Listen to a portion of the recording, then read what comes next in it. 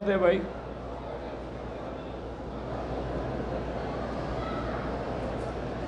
حضرت خبیب رضی اللہ عنہ حضور کے صحابی ہیں.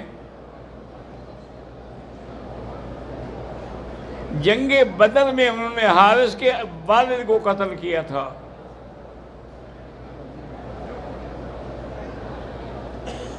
پھر جب مکے میں آئے تو قریش کے ہاتھ لگ گئے، انہوں نے پکڑ لیا اور حارث کو بچوں کو بیچ دیا کہ یہ لے جاؤ، تمہارے باپ کا قاتل ہے.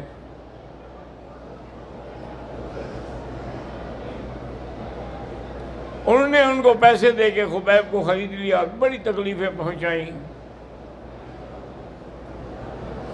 آخر ایک دن انہوں نے اعلان کیا کہ مکے والوں، اگر خبیب کا تماشا دیکھنا ہو تو آ جاؤ، ہم اس کو پھانسی دینے کے لیے جا رہے ہیں.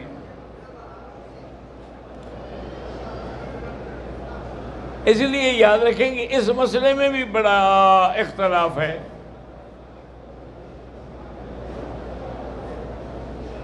امام ابو حنیفہ رحمۃ اللہ علیہ فرماتے ہیں کہ اگر کوئی مجرم ہے، جرم کیا ہے تو حد حدود حرم میں قائم نہ کریں، باہر لے جا کے قائم کریں.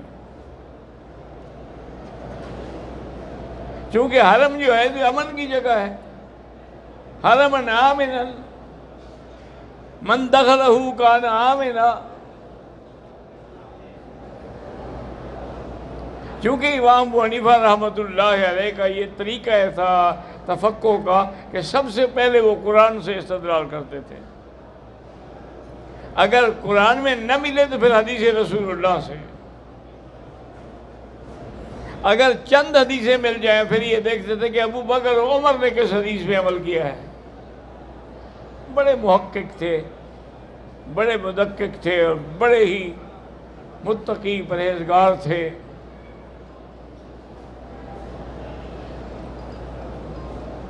ان ائمہ کے نزدیک حدود حرم میں بھی سزا دینا جائز ہے، اور ان کا استدلال یہ ہے کہ جہاں جرم کیا ہے وہیں سزا ملے گی.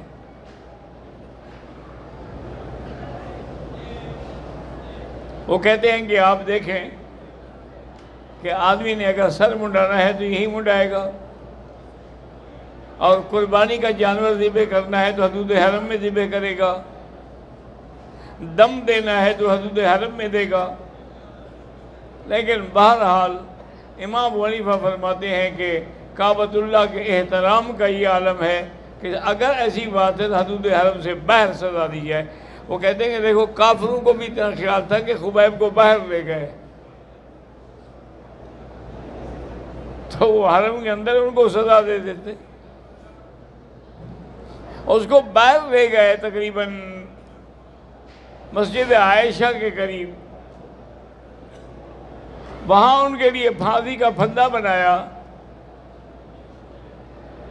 اور اس کے گلے میں پھندا ڈالا.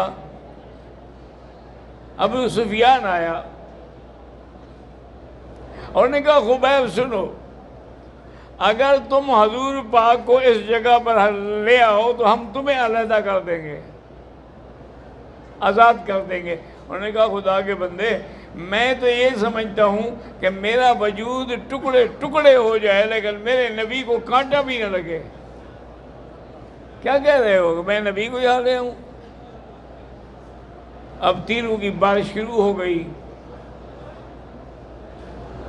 اور حضرت خبیب بڑے وجد میں کلمہ پڑھ رہے ہیں، لا الہ الا اللہ محمد الرسول اللہ، اور کہا لست ابالی حین اقتل مسلما. اب کوئی غم نہیں ہے، میں مسلمان ہو کے مر رہا ہوں چاہے کہیں مروں.